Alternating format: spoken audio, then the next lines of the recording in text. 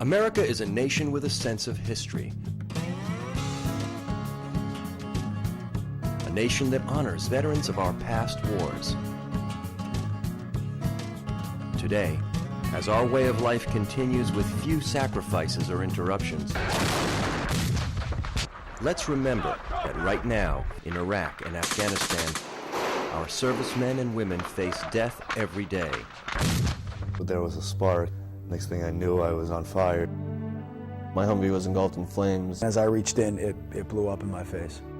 And I was laying inside of that. My guys had no idea that I was in it, in that fire. I couldn't move my legs, didn't have any sensation down below my chest. It broke my upper and lower jaw. I recall lifting my arm up like this and watching the skin drop off my hand and my arm. Because of advances in medicine and technology, more of our troops wounded in battle are surviving than ever before.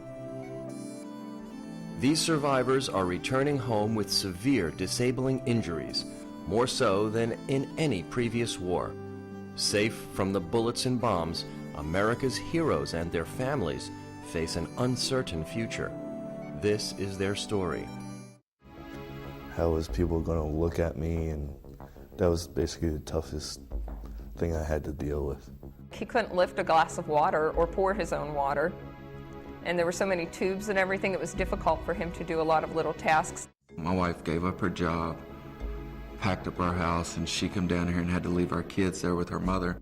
Not having that security blanket when they leave the hospital, not knowing when they go back home where they're going to be able to get a job.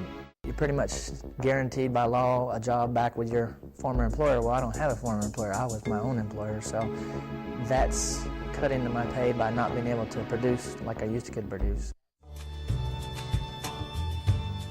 It's a story many don't want to talk about. As government resources become more and more strained by the swelling tide of injured veterans. All right, we want everybody to have a lot of fun in here tonight. I'm just trying to be a father, raise a daughter and a son.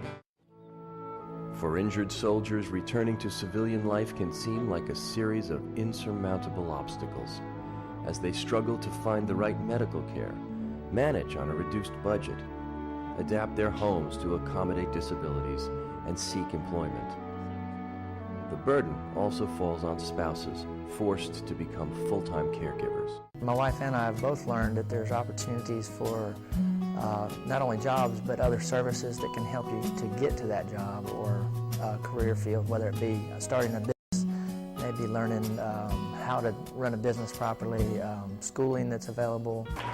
There were even sporting events to challenge participants to expand the limits of what they might believe possible, and to realize that ultimately anything is achievable. Good job. As the conference drew to a close, every serviceman and woman left with something special. Somewhere you got to rise up bigger than your injury. And instead of that injury making you serve the injury, you make the injury serve you. The start of a new chapter, assured that their road to recovery would no longer be traveled alone. These people gave their lives so that people in this country can live the way they do. I mean, it only makes sense to me that people would help them now that they need help.